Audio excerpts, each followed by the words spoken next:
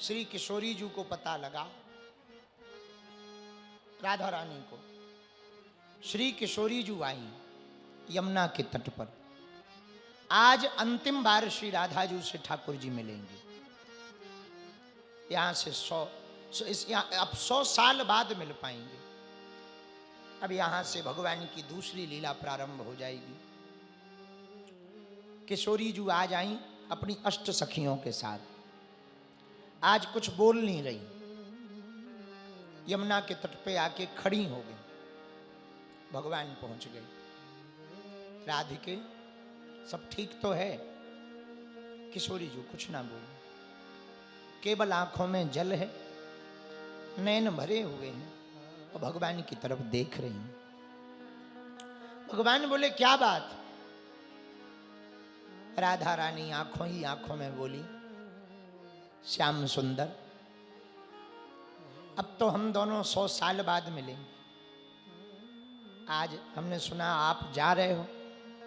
भगवान बोले हाँ जा रहे हो। अच्छा, अब तो आप हमें भूल ही जाओगे, ब्रजवासियों को तो भूल ही जाओगे।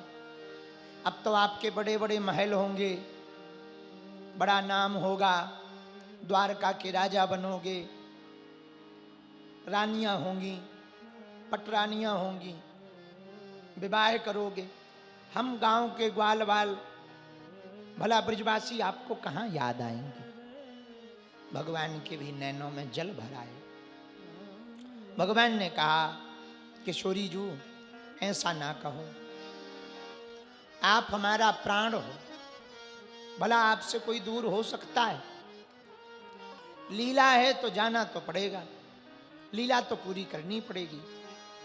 सभी ब्रजांगनाओं की आंखों में आंसू। अक्रूर जी को सभी ब्रजवासी गाली दे रहे। अक्रूर नहीं आया, क्रूर आया, जो हमारे श्याम सुंदर को ले जा रहे। विरह की चर्चा बहुत बड़ी है, कहेंगे तो हम इससे बाहर नहीं निकल पाएंगे, इसलिए केवल स्पर्श करते हैं। भगवान यशोदा मैया को मिलकर, ब्रजांगनाओं को मिलकर चल पड़े। यशोदा मैया का रो रो कर हाल बुरा है। लाला भूल तो नहीं जाओगे ना मैया? परसों आ जाएंगे हम। झूठ कह रहे हो, वो सच भी है। परसों की कहे बरसों ना आए, परसों की कहे बरसों ना। भगवान बरसों तक नहीं लौटे। सबको मिलकर के यशोदा मैया को विदा लेकर के चले। अक्रूर जी रथ चलाने लगे तो गोपियां रथ के सामने लेट गईं। ठाकुर जी आप जाना चाह रहे ना, रथ हमारे ऊपर चढ़ा दो, हमारे प्राण ना रहेंगे तो विरह भी ना रहेगा। भगवान ने सबको समझाया, समझा बुझा करके रथ आगे बढ़ा। यमुना जी में अक्रूर जी ने स्नान किया तो 2 ठाकुर दिखाई पड़े। एक रथ पर बैठे ठाकुर, एक यमुना जी में ठाकुर। तो बोले रथ पर बैठे हुए ठाकुर कौन है? बोले रथ पर बैठे हुए जो कन्हैया हैं वो देवकी नंदन हैं, वो वसुदेव नंदन हैं, और जो यमुना जी में हैं बोले वो यशोदा नंदन हैं। देवकी नंदन तो अक्रूर जी के साथ जा रहे, पर यशोदा नंदन तो ब्रज छोड़कर कहीं नहीं जाते। 2 ठाकुर के दर्शन भये। अक्रूर जी का मोह भी भंग हुआ कि नन्हे से बालक हैं, पता नहीं राजा कंस क्या करेगा। वो मोह भी भगवान ने भंग किया। ब्रजवासी भी नहीं माने तो ब्रजवासी भी पीछे से चले गए। जैसे ही मथुरा पहुंचे और मथुरा में हल्ला मचा तो वही नंद का छोरा आया है। बोले कौन नंद का छोरा? बोले जिसके बारे में गोपियां वृंदावन से आकर के बताती थी वो ऐसा है वैसा है, ऐसे दिखते वैसे दिखते, बड़े सुंदर दिखते, घुंघराली लटे हैं, बरदंत की पंगत कुंद कली, अधराधर पल्लव खोलन की, चपला चमके घन बीज जगे, छवि तन माल अमोलन की। घुंघराली लटे लटके मुख ऊपर, कुंडल लोल कपोलन की। निवछावर प्राण करूं कृष्णा, बलि जाऊं लला के बोलन की। भगवान श्याम सुंदर का स्वरूप बड़ा अद्भुत है। तो जितनी मथुरा की स्त्रियां थीं सब भगवान को देखने के लिए काम धाम छोड़ करके दरवाजे पर आ गईं। कोई अटारी से देखने लगी, कोई बाहर से देखने लगी, कोई छतों पर चढ़कर देखने लगी। रामचरितमानस में जैसे राम जी के लिए सब काम छोड़ करके देखने के लिए दौड़े थे, वैसे ही कन्हैया के लिए, श्याम जी को देखने के लिए सब मथुरा की रानियां भागी भागी आई। गोस्वामी जी की पंक्ति, धाये धाम काम सब प्यारे,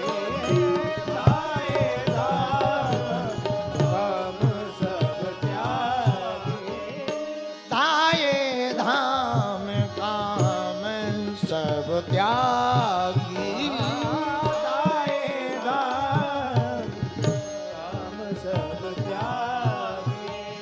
मनहु रंग के निधि लूटन लागी, मनहु रंग के निधि लूटन लागी। मनहु रंग के निधि लूटन लागी।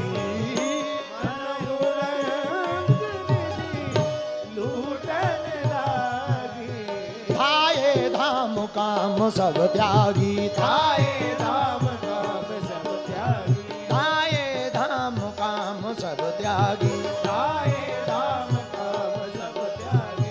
मनोह रंग के निधि लूटन लागी, मनोह रंग के निधि लूटन लागी, मनोह रंग के निधि लूटन लागी, मनोह रंग के निधि लूटन लागी। सीताराम सीताराम सीताराम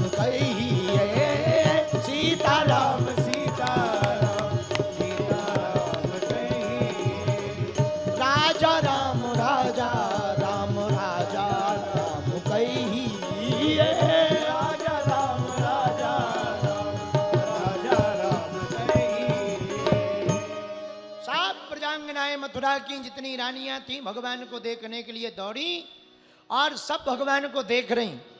कोई भगवान की चाल को देख रही। आहा, अब भगवान सबको दर्शन देने के लिए दाऊ भैया के साथ मथुरा घूम रहे। सब रानियां देख देख कर आनंदित हो रही। जैसे ही भगवान आगे बढ़े तो ब्रजवासी ठाकुर जी से बोले, लाला एक बात बताओ। बोले हाँ, तुम पहले कभी मथुरा आए हो? भगवान बोले नहीं, पहली बार आए। बोले फिर एक बात बताओ, ये इतनी भीड़ तुमको देखने के लिए क्यों आई? भगवान ने बात बना दी। अरे बोले वाह, तुम्हें पता नहीं है, ये हमारो मामा जी को गांव है। मामा जी रहते हैं यहाँ। मामा जी? कौन मामा जी? अरे बोले जो राजा है ना, राजा कंस, वो हमारे सगे मामा जी लगे।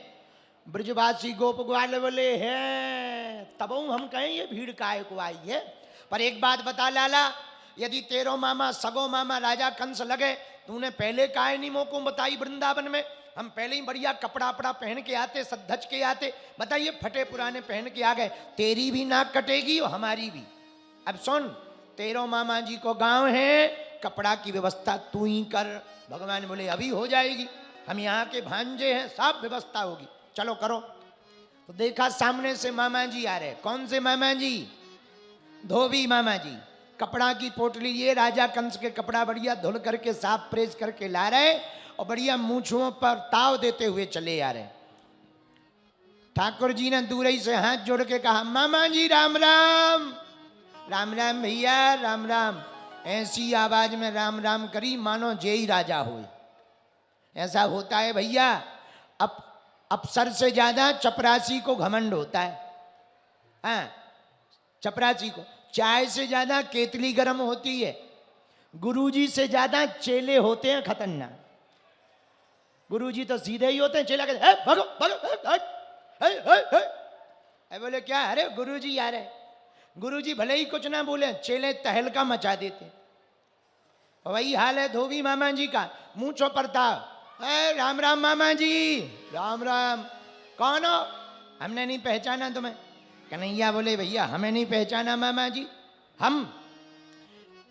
हमें आए वृंदावन से, आपने हमको को ना पहचानो।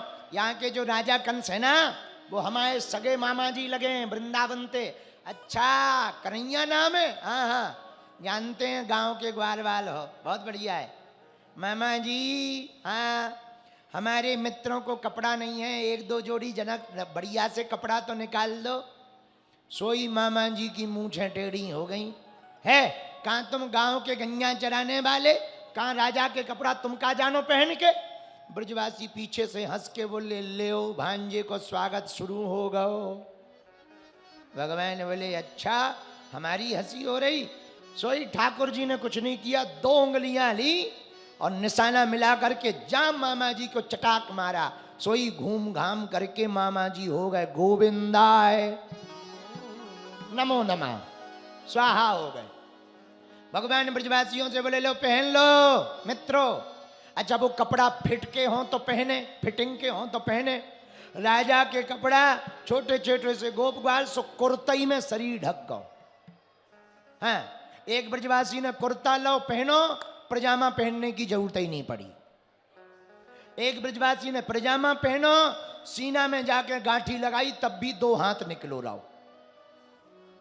अब साफ कपड़ा पहन के चले, सो जैसे ही थोड़ी दूर तक निकले, सोई बोले कन्हैया। ठाकुर जी बोले हाँ।